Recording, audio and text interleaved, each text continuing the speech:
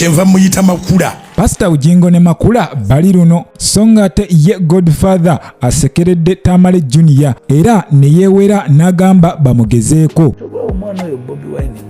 Zo ensonga z'omuyimbi byebakulu kussa omuyimbi Kyagulanyi Ssentamu nazo tezinnaggwa. Wuno Waikibenda ne Federation empya byonna mbikuleetedde. Gwe just weekuumire ku Jika Media ensibuko y'amawulire anti mweffe femmwe. Gwatanaba kubanga osubscribinga genda maaso subscribinge likinga ogeneko ne mu comment section obeko kyongamba. Of course ntandise ne musajja mukulu Godfather oluvannyuma lwa Tamale Junior muganda wange okuvaayo n'alangira nti omukulu Godfather essaawa yonna alinde obutayimbwa kossa ensambagere mwanattu Godfather avuddeyo n'amwanukula era nammwe mumwewulirireko. Nze teri ajja kunzita bannaye, teri ajja kunkuba amasasi, teri ajja kuba butayimbwa byalumbuye bye beerimba. Nalabye ne mutaani wa mirundi ng'aweza gwerinda akatayimbwa asima biki. Nze teri ajja kunzita kati onzitira ki? Nze nja kufa byange birala nnyo. Nze bampita Godfather the spiritualist. Tulowooza nti ekya Godfather kyagwa bugwi. Walowooza nti okweyita spiritualist namala gwa ddalu ne ndyoka mbyeyita. Manyi kyentegeeza ssebo. Nze simattusa okufa okuwedde ne nkuyitamu ate abalala ne bakufiiramu. Nze nina misambwa na majinni. Nze olunaku ngenda odduyingira bwe nti nga naluloose dda engeri gye ngenda odduyitamu. I'm a spiritualist. Bakono mirundi taatawo. Oyo akozesa just buno bugundi buno bukifaaru. Sebo nawo bukambwe naye ate awo be bakuumi baabali. Ebyo nno bye bigambo by'omukulu Godfather. Jjukira bantu bangi bazze bagamba nze kanname nga sinnafa era nga mwe muli omukulu Tamale Junior okwo nno nga kossa omukulu Kaye Wisdom. Wabula ye Godfather agamba mugumu nnyo era gwe amwagala jangu omugezeeko. Atutegeezezza nga wayina mwanattu bajjajja abamutambulirako nga nkuyanja toyinza kubanga ate obeŋŋanga. Era musajja mukulu no Godfather agenze maaso nannyonnyola nga we yakawona okufa emirundi 3 mirambirira. Ne waba yakazuukuka mwanattu asobola okumanya engeri gy'agenda okuyita mu lunaku, kitegeeza alina abantu abamutambulirako oba abamulabira ebiri ewala.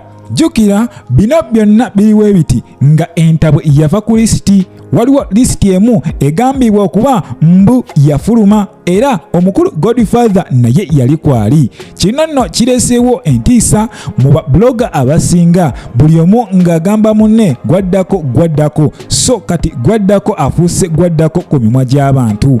Of course nze ngenda sigala nga mbagamba nti Mukama Katonda yasalawo era yagera yagaba era yatwala. Teri muntu alina buyinza ku mulamu bwa muntu.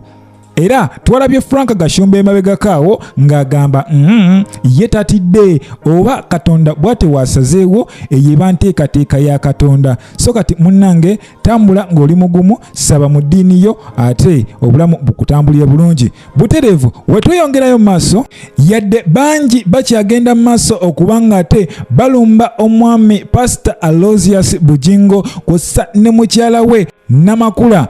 Bano nno nga babalumbira ku mikutu egy'enjawulo ne boogera ebigambo eby'enjawulo. Wabula ye omukulu Pastor Aloysius Bujjingo akyagenda maaso n'okubanga abalumya era ono atiitibya mukyala we okufa obufi. Nkugambye bano bali luno nawe weewulirireko.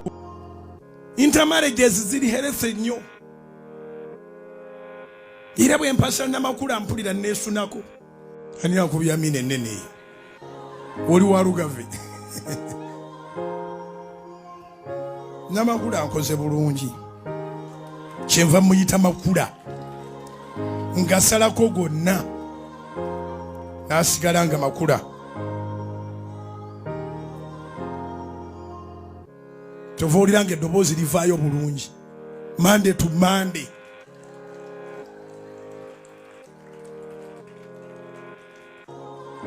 Oba n'abalala bwe bali naye oli omuwala.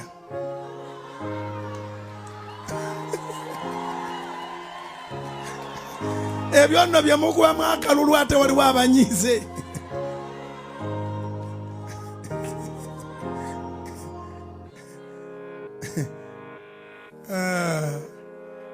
Oli kyavaga ndi gwe kiruma gende yete. Oyo nno ye mwami Aloysius Bujjingo era nga kyaki ye esangibwawo Kanani. Munnange ono y'omu ku bapasita ab'amaanyi gwe tumanyi wano e Uganda. Awo nno wenkugambire gwe mukwano gwange, oyina mukazi wo, oyina mukyala wo, mwanatu tekitegeeza nti abantu ab'ebbali be balina okutegerera omukyala gw'olina okuteeka makaago, kubanga omukyala oyo gwagenda okusula naye, gwagenda okuwangala naye obukadde bwammwe bwonna. Lwaki omuntu akutegeerera ng'ate gwamanyi empisa za mukazi wo? Lwaki omuntu averi n'akugamba nti mukazi wo musezi ng'ate gwe tomulabangako ng'agenda ssera? So this is a good example. Pastor Aloysius Bujjingo ye akyagenda maaso n'okubanga awaana mukyala we okufa obufi. Of course sigenda kulwawaawo wetuyongera mu maaso omukulu Bakyekoze Big Size ayinako interview emu mwanatu gye yabaddeko ku mukutu ogumu. Ono nno yagenze maaso era akyagendera ddala maaso n'okuba ng'ate alumba His Excellence Kyagulanyi Ssentamu. Ono nno ng'akyamulumiriza nti teyasoma era tasaanidde kuba pulezidenti wa ggwanga lino era amusekerera oba anaatuukayo tamanyi. Mumwewulirireko. Otuuka ku lumbe kyogera omwana oyo Bobi Wine mukyawa kati yaddira obukyaya agenda abu spreadingire ku nnyimbe kyokka jjukira ku lumbe ogenda okutuukawo already oba kunyolwa kulumwa so ng'olumbe we wantu wali badde ogambira nti wange soogerangako na muntu wa Besigye tutudde ffenna twesanze engeri gye tuli kulumwa katutuule. Kati bwe mutuula chemistry awajja muba musobola yesibyo kyanyabo bulungi oli n'amanya nti olinamu ensa oba kati oluvannyuma lw'okutuula together bwe munaagenda muyinza n'okuba nga musobola okutuula awantu ne mudiscussing. Oyo nno ye Big Size Bakyekoze agenze maaso nategeeza omukulu Kyagulanyi Ssentamu nti ayawule okusoma MDD n'okuliidinga eggwanga nga Uganda era taddamu kubanga ate yegeraageranya ku mulembeze w'eggwanga His Excellence Yoweri Kaguta Museveni nti era tasobola kubanga ate amwenkana. Bakyekoze agenze maaso mwanatu nalangira Bobi Wine Kyagulanyi ono nno nga mugamba teyasoma A-level yakomamu O-level bw'atyo na branchinga n'agenda n'asoma diploma mu MDD kitegeeza ono feriya era yali tategeera byakola mu kiraasi. Ebyo bigambo bya Bakyekoze. Wabula Bakyekoze omusajja gwagamba nti teyasoma ssaawa zino ali mu kusoma Bachelor of Law at the International University of East Africa. Kitegeeza ono essaawa yonna agenda kuba muyivu ekitenkanika. Awo nno Bakyekoze simanyi oba anaddamu okwogera. Ye Bakyekoze yeesibye ku kintu kimu, Kyagulanyi Ssentamu yasoma MDD. MDD y'abafeeriya. Ebyo nno bye bya Bakyekoze ne Kyagulanyi Ssentamu. Tebinaggwa, of course zijja kubaawo nga nkutuusako buli kimu ekigwawo. Nyongera okujjukiza nti oli ku Jika Media ensibuko y'amawulire. Wetuva naawo awo nno ne tweyongerayo ewa musajja mukulu Wakibenda. Ono nno jjukira yaliko Vice President w'ekibiina ekyawuma kino nno ky'abayimbi era yagenda maaso n'afuukako President ow'ekibiina ekyo. Wabula after making a new federation, Uganda National Music Federation, kino nno nga kirimu Eddie Kenzo nga president era Shiba najja wansawo nga vice president. Kati nno bano bagenze maaso ne bakwasaganya Wakibenda ne bamukubakuba kalimi nga bamugamba ajje yegatte ku kibiina kino. Jjukira alina obumanyirivu yaliko president ow'ekibiina ekyawuma era n'abeerako vice president. Kitegeeza alina kyasobola bayamba. Wabula Wakibenda azze adojinga meeting ez'enjawulo era nga bamulaba ne bagamba ono kyali ali biki. Wabula Eddie Kenzo yagenze maaso n'amukoonera kasimu era Wakibenda n'annyonnyola ensonga ye lwaki tayagala kubanga ate ajja mu meeting ng'eyo. N'agamba nti yamenyeka omutima mu kibiina ekyawuma era badisappointinga nnyo abantu. Yali amanyi agenda kubanga ate atereeza ebizibu by'abayimbi byonna ng'ayita mu wuma. Bw'atyo n'ategeeza nga watayagala kulabika nga feeriya n'atatuukiriza ebyo byalina okuba nga ate bituukirizibwa. Wabula oluvannyuma lwa Eddie Kenzo omukuba kalimi ono yamupoloose. Bw'atyo n'amaliriza ng'agonze era ssaawa zino wenjogera muganda wange Wakibenda ali part of the Uganda National Music Federation. okumanyanga yayingidde dda ono agenze maaso n'awaana komiti yonna eri mu Uganda National Music Federation n'agamba nti mu butuufu be bano abantu bulijjo benjagala okukola nabo, be bano abantu benjagala okusobola otuukiriza ebirooto byange ebyokulwanirira omuyimbi ne music industry yonna.